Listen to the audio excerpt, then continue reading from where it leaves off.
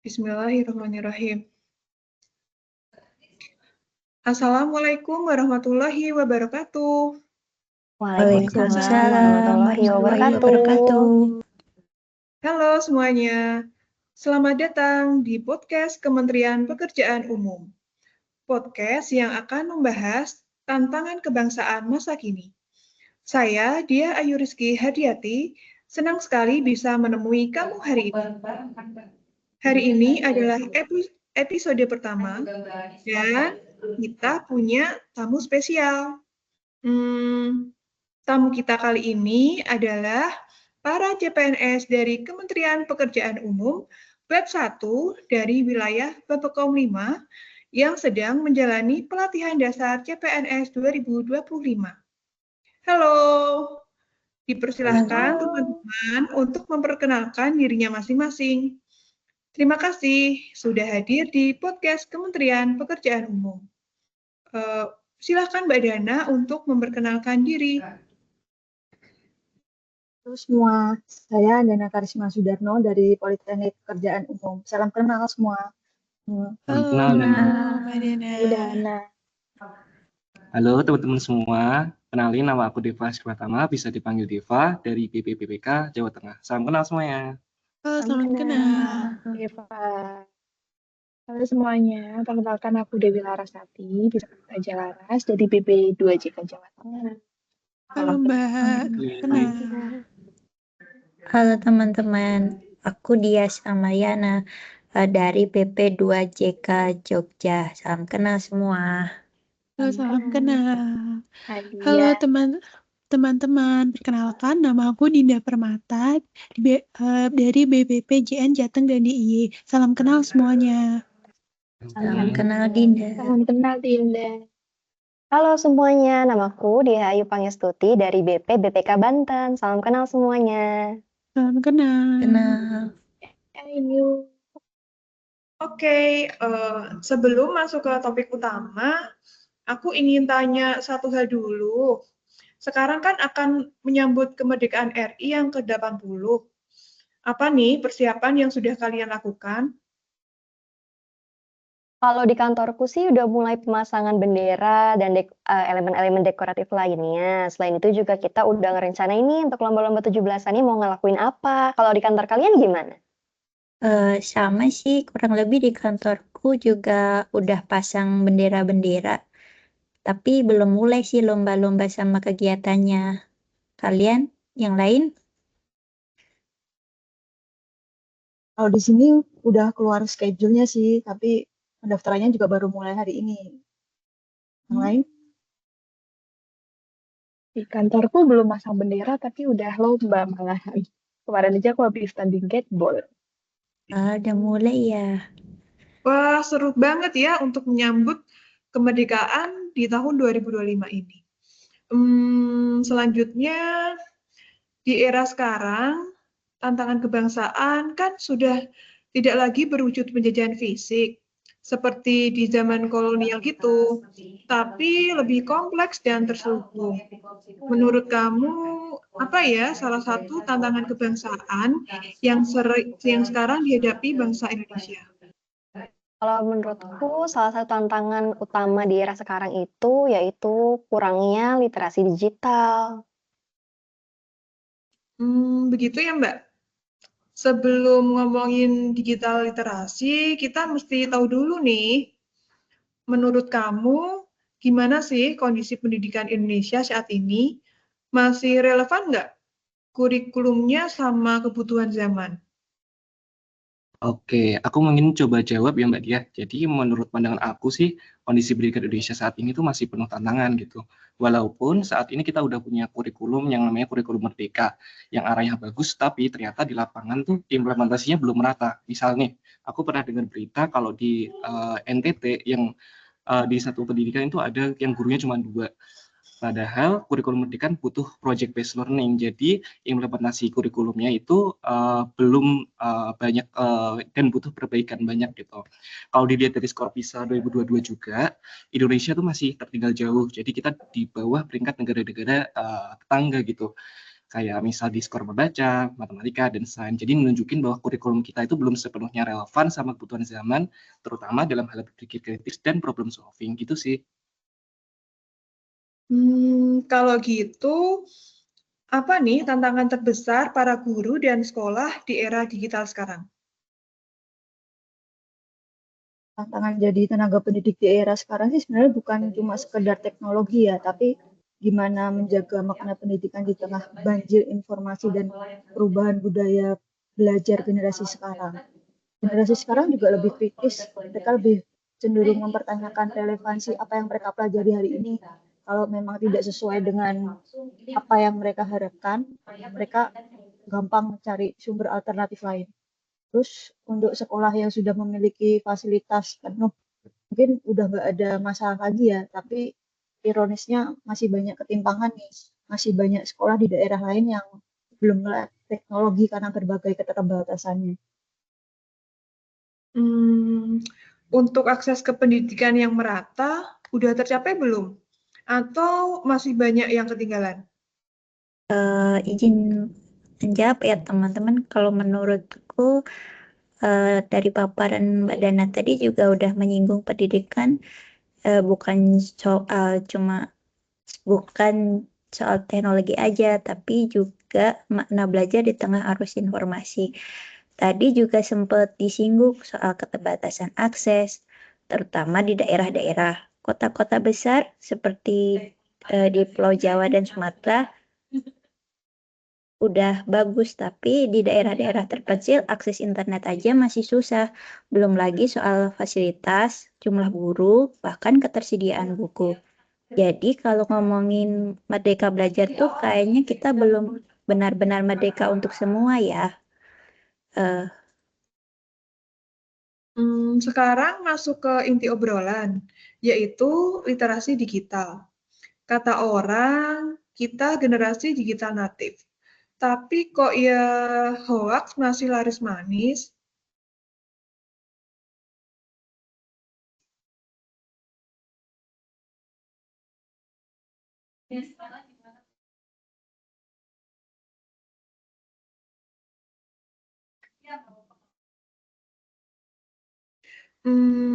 Apa sih sebenarnya yang dimaksud dengan literasi digital?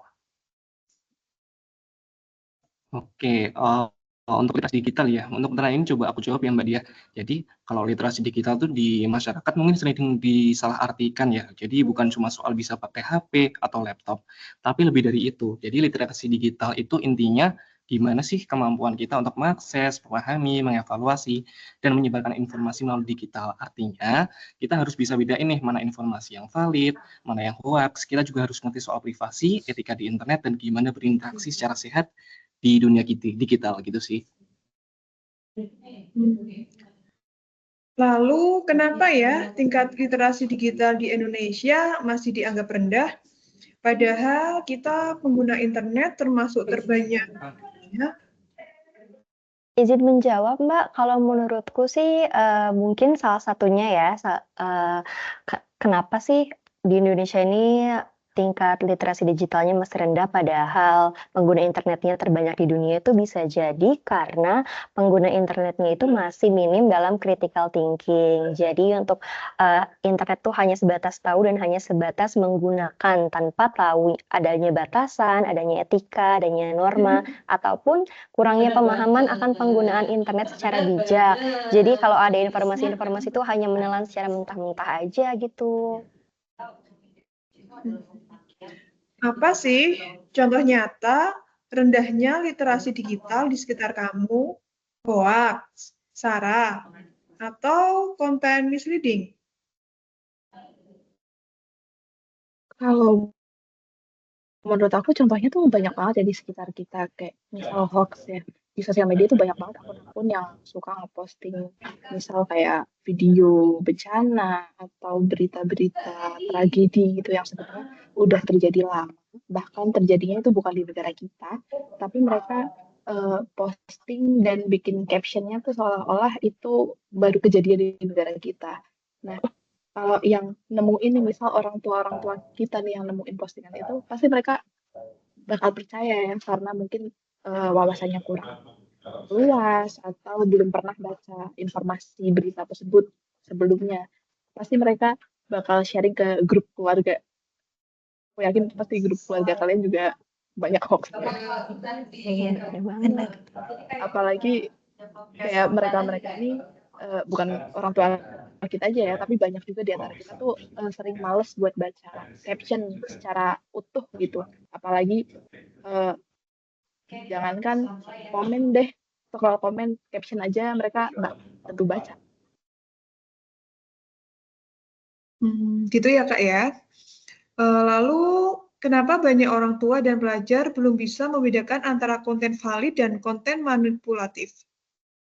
Karena kebanyakan orang tua dan pelajar sekarang itu kurang literasi digital nih, jadi mereka tuh belum bisa memilih informasi-informasi yang ada tuh termasuk informasi valid atau informasi manipulatif. Mungkin seperti itu.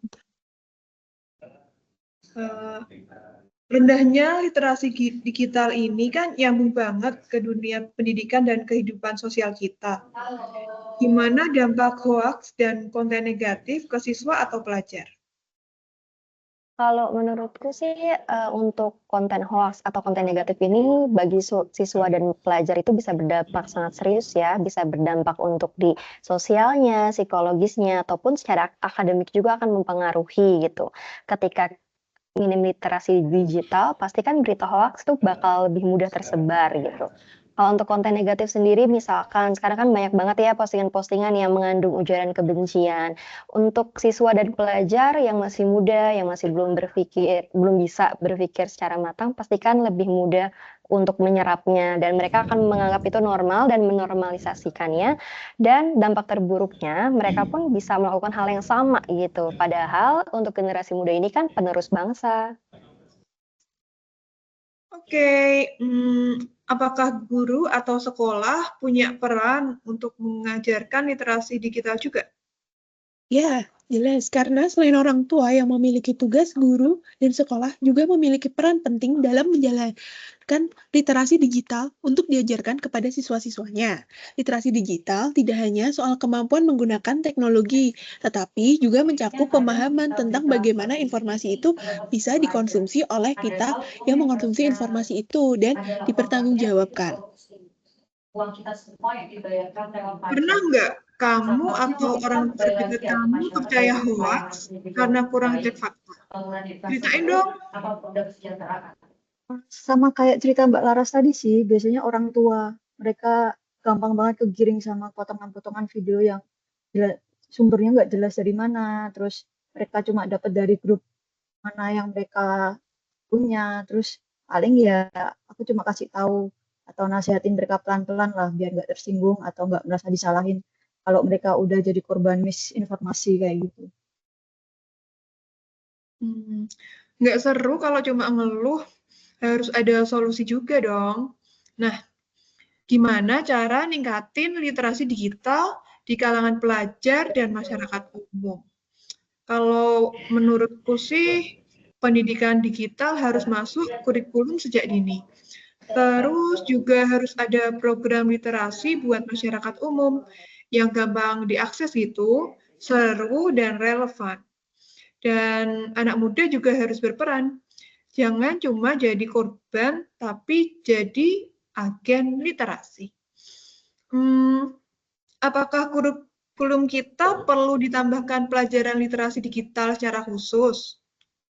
Nah, itu perlu banget. Apalagi nih anak-anak sekarang ini cuman dikenalkan tentang smartphone nih. Smartphone mereka bisa akses YouTube, akses TikTok, main game.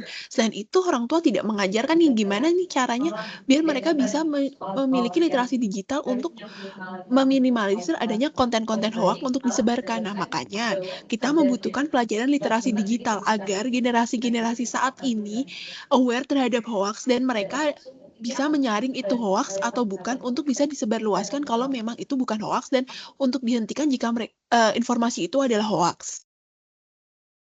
Lalu, seberapa penting peran media sosial, pemerintah, dan sekolah dalam edukasi sekolah digital? Menurut aku ketiganya tuh penting banget ya. Yang pertama media sosial sendiri itu buat generasi kita zaman sekarang tuh ibaratnya kayak medan perang ya.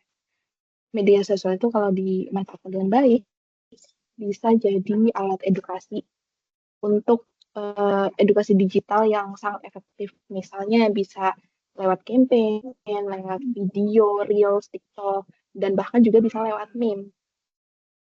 Media sosial tuh nggak sekedar buat hiburan aja, tapi juga bisa jadi ruang publik yang tentunya memerlukan tanggung jawab dalam etika penggunaannya dan juga literasi yang kuat. Kemudian yang kedua pemerintah ya tadi ya. Pemerintah juga tentunya penting banget karena mereka ini adalah yang pengarah kebijakan gitu. Mereka punya kewenangan untuk tentunya membuat kebijakan tentang literasi digital.